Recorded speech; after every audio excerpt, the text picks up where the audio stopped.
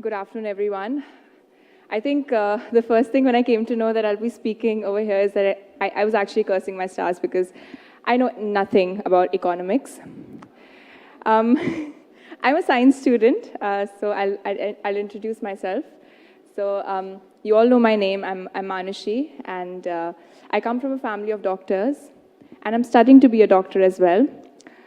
Uh, I'm 20 right now, and I have been honored to be your Miss World for this year and carry out her duties. Um, Growing up, I had a very normal childhood, like any Indian girl from a middle class family would have. I got my education, I had my siblings, and then suddenly overnight my life changed, and now I'm here. So we just had a panel about women entrepreneurs. And I know the word entrepreneurs sounds scary because you start thinking about all business, which is something I don't understand. But I think being Miss World and being an entrepreneur is quite similar because you have similar goals. You want to bring change. I think change is something which is to me, it's synonymous with being an entrepreneur. You love what you do, and you love risks. And being a Miss World is definitely about taking risks. Like, I came up here to speak in front of you, which was a very big risk for me. But I think most importantly, we don't let other people tell us how we're supposed to work or how things should be done. We take our own decisions. And I think all those entrepreneurs out there must congratulate themselves because it takes a lot of courage to do that. Women are doing wonders as entrepreneurs. Recently I read in Kerala about a system called Food on Wheels.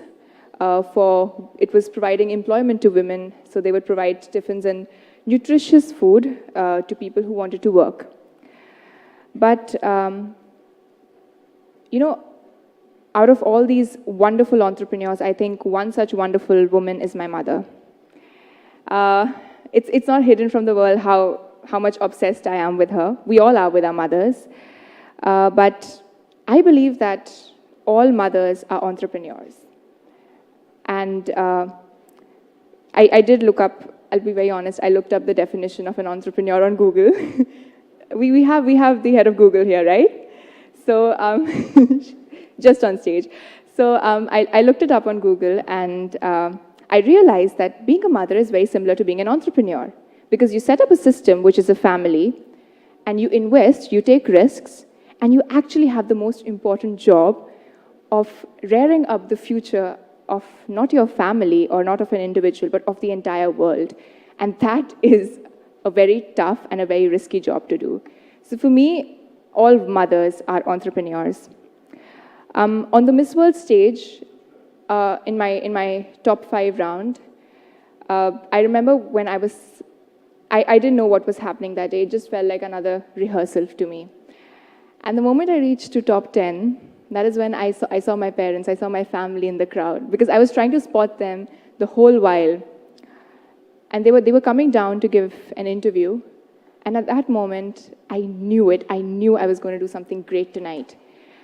And the moment I reached to top 5, I remember someone telling me that, it's all right what happens tonight. Don't be nervous because you've come to top 5 and you've made history. You are the top 5 in Miss World 2017, which is a big, big, big thing because coming from a girl who, being a girl who never really wore heels or who never knew how to even apply an eyeliner, it was a very big deal for me to be out there.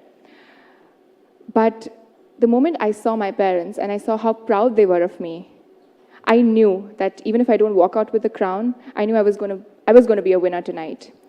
And that's how my answer came at that moment. And believe me, had you asked me anything, even if you would have asked me who's the president of India, I would have said mom because I was so emotional that time. But definitely mothers do deserve the high salaries because, like I just said, they are I remember one thing from my economics book is that humans are the largest resource. And I mean, mothers are taking care of that resource of the largest capital any country can have, which is human capital. So going away from that, I think we all know, for me, my mother is a superwoman, and she's a working mom. She's a neurochemist, so very disciplined in life. But at the same time, she's the most compassionate, the kindest woman that I've ever known. She's not only my mom, she's my best friend. She is my role model. She's someone I've looked up to growing up, and she's my guardian angel, my Durga Ma, I call her. And I know that she lets me take decisions. She lets me make all kinds of mistakes. And when I come home, I know that even if I might not at that moment think that I won. For that moment, I might think it's a failure, but you know, she's there for me when I come back home. And it's not easy when you have two worlds to balance, because I'm very proud to say that she has done amazing as a doctor. She's an amazing doctor. But at the same time, she's never made me feel like she didn't have the time for me, or she's always been there for me as a mother. And this is something that a lot of women out there, all the women here have been doing, who are mothers as well.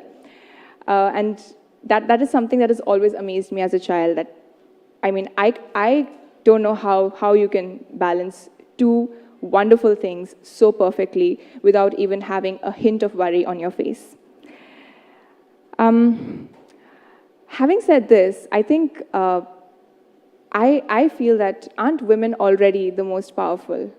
They're entrepreneurs. They're creating the future of the country. So they're already the most powerful. And when it comes to women empowerment, I think they must realize that they have such a big responsibility, which they're doing kick-ass, like complete pros at it. So aren't they already empowered? Well, for me, women empowerment weren't actually two words which I knew a lot about, because I never felt that I needed to be empowered. But growing up, I come from the state of Haryana. I never stayed there till I went to college, and I chose to educate myself at a college which is a girls' college in rural Haryana, because I believed something that my father told me, that if you go to the remotest of places, as a doctor, you will learn the most. And I wanted to learn. But when I went to my college, it was completely different from what I had imagined. And that's when, as an 18-year-old, I had an idea to do something when it came to menstruation. Because at that point of time, all I understood was health. And I felt that, well, menstruation, if women are more comfortable about menstruation and we are able to take care of their hygiene, then definitely it won't boil down to diseases such as pelvic inflammatory diseases and your RTIs, and that could, RTI, reproductive tract infection, not the RTI you guys know. So that's how I started my project. And so in the local areas, they started calling it as Shakti when I would go, because I mean, Shakti, you all know that every woman is considered as a form of Shakti, and Shakti means power and to empower. And that's how, more than just a health project, it became an empowerment project for me. I showed the project to the Miss India team. They really liked it. It wasn't a project at that time, it was just an idea. I was doing awareness programs with the help of my parents. But after winning Miss India, you have something called as Beauty with a Purpose at Miss World. Beauty with a Purpose is the vision and mission of Miss World. That's what Miss World stands for. It gives young girls like me, not just me, but all 130 countries that represent at Miss World, an opportunity to bring a change in their country or in their communities. And well, Miss India wanted to work on my project. So I worked across 3 states in North India, more than 20 village communities, and we created women entrepreneurs, so entrepreneurs back in. So we encouraged women from the village to source sanitary pads from the Walmart. So I collaborated with Walmart India and a local manufacturer of sanitary pads. And so these women would purchase low-cost sanitary pads and sell them in their village, because more than the lack of awareness and the high cost of sanitary pads, which women felt, it was the taboo that was associated with it. And women would feel uncomfortable to buy sanitary pads from mostly a man who's a shopkeeper. So that was my short-term project. I remember being shortlisted as a semi-finalist for Beauty with a Purpose at Miss World, which is the biggest award when you go for a Miss World competition. And I was looking at my project. 3.5 months, I traveled across those states. It wasn't easy to go to these places. I went to a village where children didn't even have clothes to wear. So I could imagine that if they can't afford proper clothes, how can they afford sanitary pads? I mean, that's the kind of mentality that they have over there.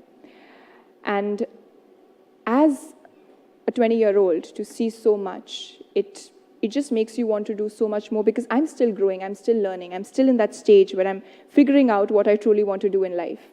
And that's when I found my purpose. And in the top 20, there were amazing projects. But when I saw my project come up, I had tears in my eyes because I couldn't believe that I had done it, of course with the help of a huge team. And I won Beauty with a Purpose. And I'm very proud to say that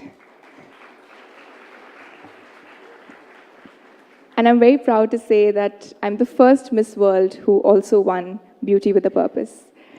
After which, of course, not only my project, after winning Miss World, we were here in India. This year's Beauty with a Purpose tour started from my home country, from my project, where we traveled for 9 days. Not only me and the Miss World team, but we had continental winners. We had young girls. So they aren't politicians, they aren't powerful people, but they are just young girls, just like me. They're students, their daughters. One of them is still in school. And they all came down, and we all were traveling across India, trying to spread awareness, trying to create different systems. We met with people called as Akar Innovations. Most of you must be knowing about them. And we met these tribal communities at the Bhutan border. We traveled a lot, but we met up with politicians, the Honorable Vice President and our External Affairs Minister. They were kind enough to meet us and support us on our project. After which I traveled to different countries. I can go on and on about that, but these are young women who are doing this. They are young women who are bringing this change. And that in itself makes us feel so empowered. I think a lot of people ask me this question, that how did you prepare for Miss World? When did you start preparing for Miss World? And I have no answer to it. And when I think about it, I think it's 20 years. And I know I speak like a 30-year-old and I think like a 60-year-old, but I'm 20 years old. Believe me on that. And I think it's 20 years of being a woman who never treated herself differently just because she was a girl, of growing up in a family where she didn't know the meaning of the words women empowerment because she never felt she needed it. And I think I was fortunate. And all I can say is that I pray that in the future, no one knows the meaning of women empowerment, because we don't need these words. Women are equal to men. Thank you.